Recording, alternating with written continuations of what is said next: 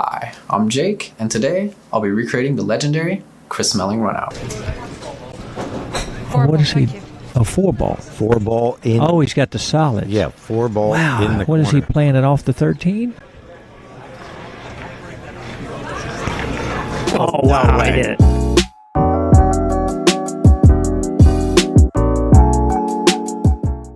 Day 2 of the 2017 World Pool Series 8-Ball Classic Championship, and Chris Melling is playing against opponent Mika Immonen. He starts the game off with a solid break, potting the 3-ball, and the cue ball is nicely controlled, stopping around the middle of the table.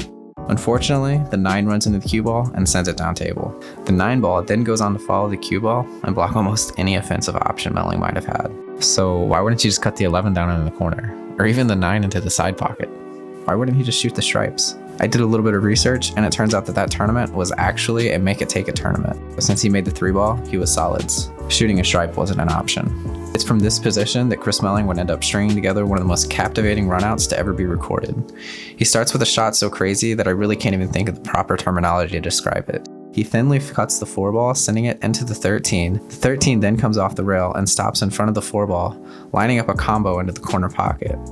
Luckily, the camera cuts to a really nice angle right before he shoots, so we can get a good look at where he's hitting the cue ball, and it looks like he's hitting slightly off center top right. So I step up to the table for my first attempt, and I cut the 4-ball straight into the 13. Reset, and I focus on cutting the ball a little thinner. It's quite a bit closer, but I noticed that even if I hit the 13 and 4 perfect, that I wouldn't have had the speed to drive the 4-ball into the corner pocket. So I focus on hitting the ball a little bit faster, but I end up double kissing the 13 again. And another double kiss. And another double kiss. Okay, this is turning into a pattern. But I do manage to make the 4. I line up again. Finally, I don't double kiss the ball, but I run into an entirely new problem. The 13 is way too far away. So I try to slow down the 4-ball so that the 13 and 4 will stay closer together, but they're still separated by too much. 4 attempts later, and I'm not getting any closer than I did on my second attempt at this shot. There's just something that I'm missing. I try one more time, but after another failed attempt, I decide to look at the video one more time. Sometime between when I started and now, I started putting the 13 frozen to the rail.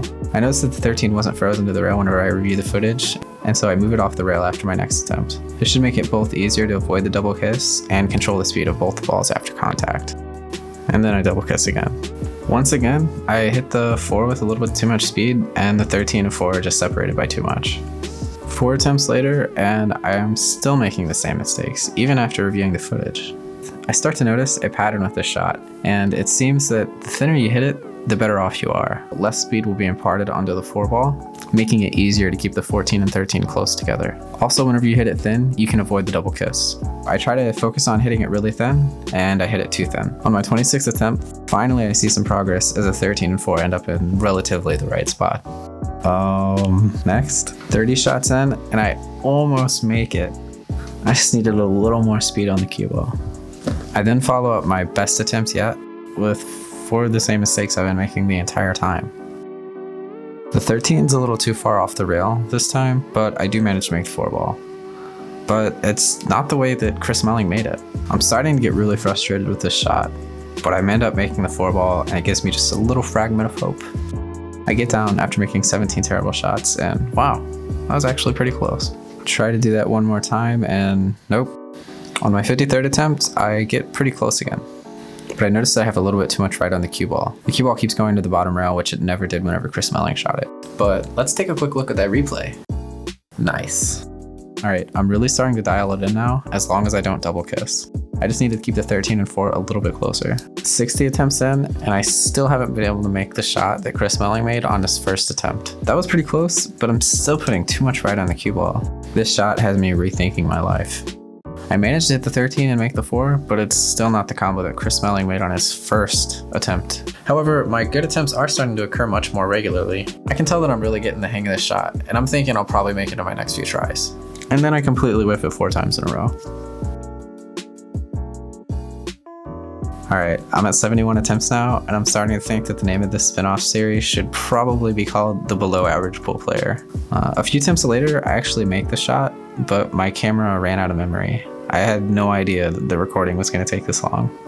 Luckily, I brought a spare memory card, so I took that out and I put it in the camera, and I step back up and try to make it again. It's my first attempt back at the table, and I cut it too thin. All I can think to myself is I really don't want to shoot this shot for another hour, but only 2 attempts in since I started recording again, and I almost get it. Determined not to spend the rest of my life trying to record myself making this shot, I focus on what I have found to be the 3 most important variables of this shot. Firstly, where am I cutting the 4-ball? The mistake I made more often than any other was cutting the 4-ball at an angle where it double kisses the 13. Missed the double hit, but managed to hit the 13, and you've done most of the work on the shot. The second thing I focus on is the speed at which I hit the shot. Hit it too soft and the 4-ball won't drop, just like what happened to me on attempt 30. Hit it too fast and the 13 and 4 will be too far separated for me to have any hope of making the combo. Lastly, I need to focus on where I'm sending the cue ball. I need to make sure that it's going straight at the 13 after it hits the rail. Keeping all these things in mind, I get down for attempt 74, I cut the 4 at the perfect angle, and the cue ball comes off the rail straight towards the 13, and finally, it drops. I have it on camera, and I even have shape on my next ball, but what is the takeaway from this shot? What have I learned? Chris Melling wasn't even sure that he was gonna make it. His goal was to just leave Mika Immonen in a hard spot. And if he made it, well then that's great. That being said, the only thing that I can truly take away from this shot is a new respect of just how ridiculous that Chris Melling runout is. And to quote Chris Melling, come on, I mean, how many times you think you try that 100 times, how many times you make that shot? Probably about 99. All right guys, this is the end of the video for today. I'm gonna be working on part 2, where I get to try this insane shot.